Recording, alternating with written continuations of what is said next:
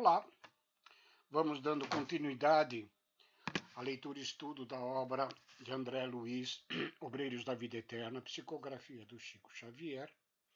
Estamos agora iniciando o 9º capítulo, Louvor e Gratidão, lembrando que no episódio anterior, a equipe da irmã Zenóbia, em socorro a uma querida dela, no retorno, eles se deparam ali nas zonas trevosas, aquela turba de espíritos comprometidos com as existências anteriores, né, em profundo sofrimento. E ela lança esperança no coração daqueles irmãos, embora André Luiz achasse que precisasse fazer alguma coisa a mais. E agora, nesse episódio, nós vamos ver as explicações de Zenóbio sobre a passagem deles ali na zona das trevas e sofrimento, e também acompanhar a prece de louvor que ela faz a Deus nosso Pai. André Luiz inicia esse capítulo 9, Louvor e Gratidão, assim dizendo: Embora os resultados de nossa visita ao abismo fossem aparentemente mínimos, sentíamos-nos confortados e satisfeitos. De volta ladeando pântanos e aguardando a mesma severa atitude de vigilância, ao considerar possíveis surpresas do caminho, fizemos todo o trajeto em profundo silêncio.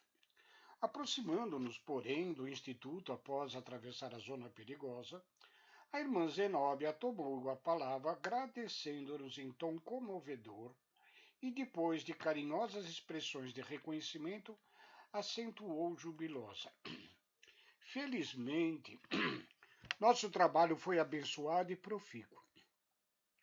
Os cooperadores novos estranharão talvez a minha afirmativa, lembrando, sem dúvida, que as faixas de salvamento voltaram vazias.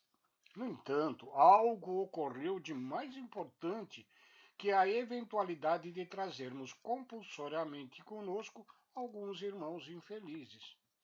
Refiro-me aqui à semeadura das verdades eternas nos corações ignorantes, a ministração da esperança aos desalentados e tristes. Não somos apologistas da violência, mas somos sim semeadores do bem. E a base natural da colheita segura é sementeira cuidadosa. Os ensinos edificantes ali lançados ao solo do entendimento abrem horizontes novos e claros à investigação mental dos necessitados e sofredores. Muitos deles ainda esta noite cultivarão os princípios renovadores recebidos em processo intensivo no campo interno e amanhã provavelmente estarão em condições vibratórias adequadas à internação aqui em nosso asilo. Mais desejável para nós é que todos caminhem utilizando os próprios pés para que de futuro, em meio dos serviços naturais da regeneração, não se declarem vitimados por ações de arrastamento. Em todos os lugares encontraremos a compaixão e a justiça de Deus. A natureza mesmo nos ensina que diante da própria necessidade nossa, dos frutos que nós podemos obter para a nossa própria alimentação, né, é indispensável plantarmos a semente, aguardar a semeadura brotar e germinar e esperar a árvore crescer e ao crescimento ela florir e depois da floração os frutos tão desejados, né? Nada na natureza dá salto, tudo se encadeia naturalmente de acordo com as necessidades de cada espécie aqui na Terra. E a espécie humana, não diferentemente das espécies vegetais, né, necessita de esclarecimento e entendimento para adubar o coração interno, para poder fazer crescer dentro da sua mente, dentro da sua razão, né, a necessidade do caminho reto a seguir.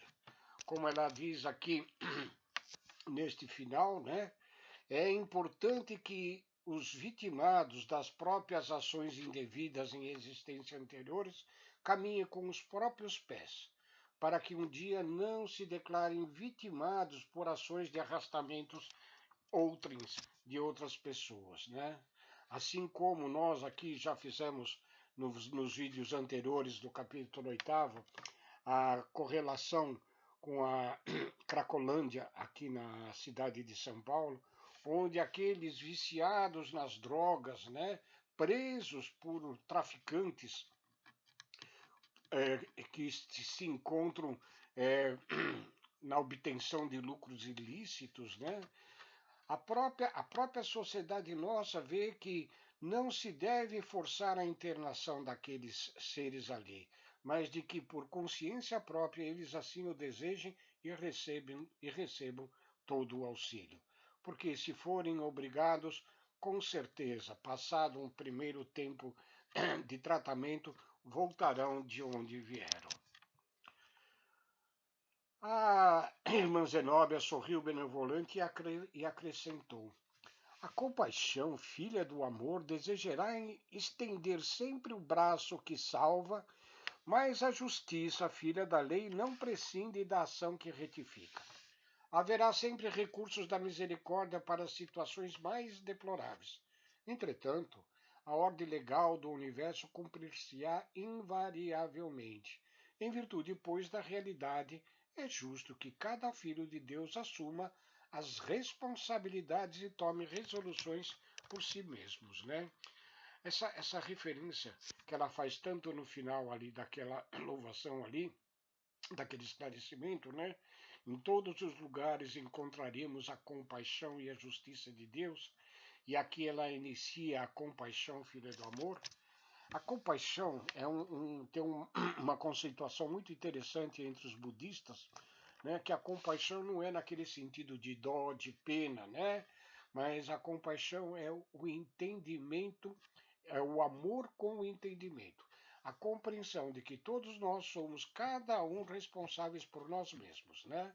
E o amor de Deus e a sua justiça e também a sua misericórdia atende a todos nós, não violentando nenhuma consciência nossa, mas sim aguardando pelas nossas próprias vontades a nos integrarmos à harmonia geral do universo. André Luiz continua.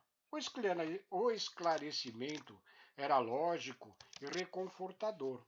Desejaríamos a continuidade da argumentação. No entanto, acercávamos da casa transitória então à nossa vista e alcançávamos as vizinhanças do átrio. Admirei-me do movimento em torno. Entidades numerosas iam e vinham. Quase todas penetravam a organização socorrista ou delas saíam em grupos reduzidos. Velhos amparavam jovens que me pareciam indecisos, titubeantes. Crianças limbadas de luz guiavam adultos de rosto sombrio, figurando-se carinhosos e pequeninos condutores de cego. O quadro era formoso, mas também enternecedor.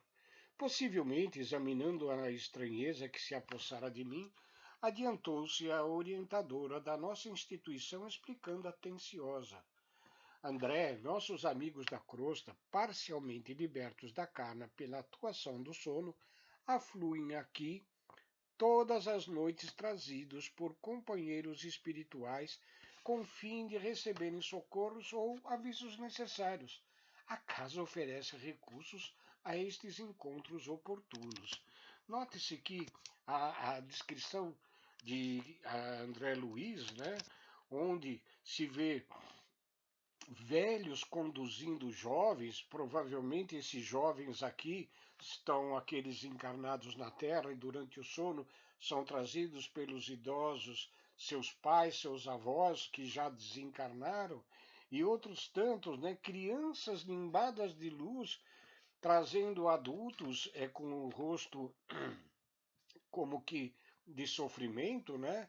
Exatamente seriam os filhos que aqui já desencarnaram, se encontram aqui com os seus pais que na Terra ficaram e trazem às vezes a saudade muito presa ao coração. né? Muito interessante a oportunidade aqui na casa transitória da reunião daqueles que partiram para o plano dos espíritos com aqueles que aqui ficaram, e muitas das vezes essa separação é tanto quanto dolorosa para nós, mas por questões de desconhecimento da eternidade da vida nos dois planos da existência nossa. André continua: não consegui disfarçar a surpresa ante a cena maravilhosa, contemplando embevecido o cuidado terno dos benfeitores desencarnados com todos aqueles que vinham dos círculos terrestres mais densos. Atravessada a zona magnética de defesa, confundimos-nos com os passantes. Não longe de mim, interessante menino, que apresentava 9 a 10 anos de idade, revestido de gracioso halo de luz, guiava uma senhora de passos incertos. Parecia ela enferma, incapaz de autocontrole. O pequeno, porém, segurava-lhe firmemente a destra e, após saudar a irmã Zenóbia respeitoso, exclamou para a matrona hesitante: por aqui, mamãe, por aqui, venha sem medo. Ouvindo, a interpelada parecia acordar num sonho bom e gritava semi-inconsciente: meu filhinho, não me deixes voltar, quero-te sempre, sempre. As expressões de meiguice misturavam-se a copioso pranto. Fixei-lhe os traços fisionômicos. A pobre mãe não nos enxergava. Seguia acanhada e insegura de si. Seus olhos, que vertiam grossas lágrimas, permaneciam presos na contemplação da criança, revelando a suprema ternura de mãe. Exausta de saudade, a reencontrar o objeto de seu amor, que parecia perdido para sempre. Mamãe, caminho, não desfaleça, chamava o rapazinho, exultante de júbilo. Já vou, meu filho, eu te seguirei, leva-me contigo. Tornava a palavra maternal afogada em sublime emoção. Meus companheiros, habituados talvez desde muito ao espetáculo, conversavam descuidados entre si. Todavia, segui de olhos umedecidos a criança carinhosa que amparava a sua mamãe, até que desapareceram através de uma das portas laterais. Não contive a surpresa que me dominava e, tocando o braço do padre Hipólito, indaguei: meu amigo, com que fim seguiriam a senhora e o menino? Esboçou ele significativo gesto de espanto e observou: não os vi, André. Falei-lhe então do quadro que tanto me enternecera, bordando meus informes de considerações afetivas. O ex-sacerdote sorriu compassivo e acrescentou: ora, André, são tantas mães e tantas crianças a transitarem por aqui. Certamente este filhinho que você me fala, como tantos outros, conduz a genitora a gabinetes do auxílio. Muito provavelmente o gabinete de auxílio será para consolo, para consolar aquela mamãe que, após perder o seu filhinho, essa perda entre aspas, né, pelo desencarne prematuro desse espírito, ela deverá ser consolada ali onde o filho a conduz, ok? Não tive tempo para emitir novas impressões, diz André. Nosso grupo atingiu a porta de ingresso e 2 amigos acercaram-se solícitos. Tratava-se de Gotuso e outro irmão com quem eu não havia entrado ainda em contato pessoal. Saudaram-no cortesmente. Logo após, dirigiu-se Gotuso à diretora, informando-a de que os serviços de colaboração na crosta, junto dos técnicos que organizavam algumas reencarnações expiatórias, haviam sido executadas satisfatoriamente. Né? Zenóbia agradeceu e convidou-os a partilhar das orações de louvor e gratidão ao Todo-Poderoso. Penetramos então a sala consagrada, onde a orientadora tomou conhecimento das medidas levadas a efeito em sua rápida ausência e certificou-se de que todos os abrigados haviam comparecido à reunião geral de preces e aos auxílios magnéticos, realizada minutos antes. Sinais sonoros convocaram os colaboradores à ação de graças. Zenóbia, dedicada e ativa, dispôs-nos em torno de vasta mesa, ao fundo da qual se erguia uma tela transparente de grandes proporções. Admirável a comunhão da casa. Todos os dirigentes das variadas sessões em que se subdiviam as atividades do Instituto encontravam-se presentes para a tarefa gratulatória. A diretora informou-nos afável de que todas as noites se verificavam trabalhos de oração para os asilados e para o pessoal administrativo, salientando que nestes últimos se reuniam em pessoas com todos os subchefes da organização que não se encontrassem inibidos por motivo de serviço. Naquela oportunidade, éramos ali cerca de 35 criaturas, presas ao doce magnetismo daquela mulher que tão bem sabia desempenhar a excelsa missão educativa. À cabeceira do grande móvel referido, cercada pelas poltronas confortáveis que ocupávamos em duas filas, sentou-se Zenóbia radiante, mantendo-se de frente para a tela, constituída de tecido diáfano semelhante tenuíssima gaze. 35 mentes interessadas na aquisição de luz divina uniram-se a ela para a vibração de reconhecimento e paz. Gotuso, próximo a mim, entregou-se a profunda meditação. Solicitando-nos acompanhar-lhe mentalmente as palavras, a instrutora iniciou a oração comovente e sublime. E aqui nós vamos ver a prece de louvor que faz irmã Zenóbia a Deus nosso Pai. E ela inicia assim: Senhor da vida, nossos corações transbordantes de júbilo te agradecem as bênçãos de cada dia. Permite que nos reunamos em teu nome nesta noite bendita de felicidade e esperança para manifestar-te a nossa gratidão imperecível. Não te rogamos, Senhor, vantagens e benefícios para nós outros, ricos que somos de tua luz e misericórdia, mas suplicamos ao teu coração augusto nos sejam concedidos os dons do equilíbrio e da equidade, para que saibamos distribuir nossa divina herança e não dissipemos em vão a glória de tuas dádivas. Fortifica-nos, Pai, a noção de harmonia para sermos cooperadores leais de teus santos desígnios. Erguemo-nos do abismo do passado por tua vontade vigilante e aqui nos encontramos para servir-te.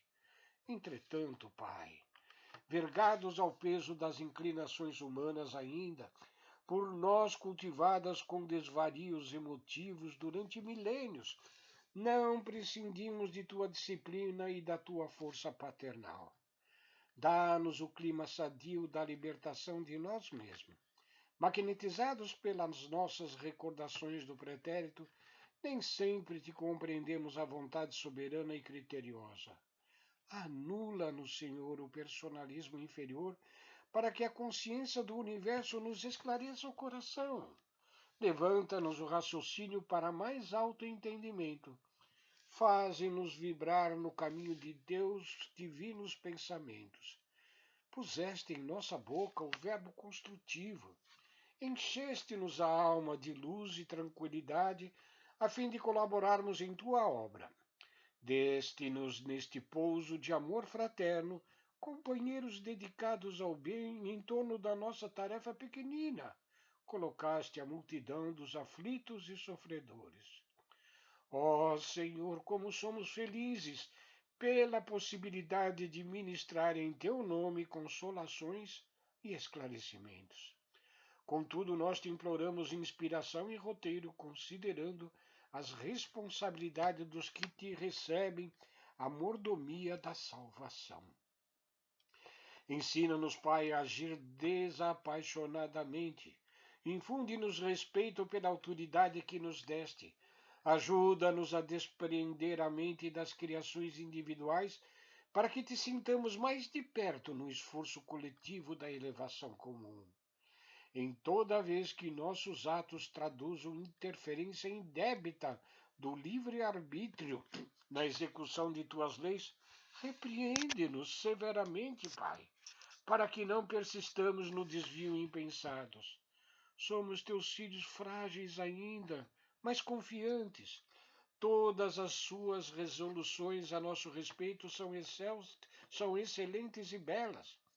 Concede-nos, pois, bastante visão, de modo a enxergarmos nossa ventura em teus desígnios, sejam quais fores.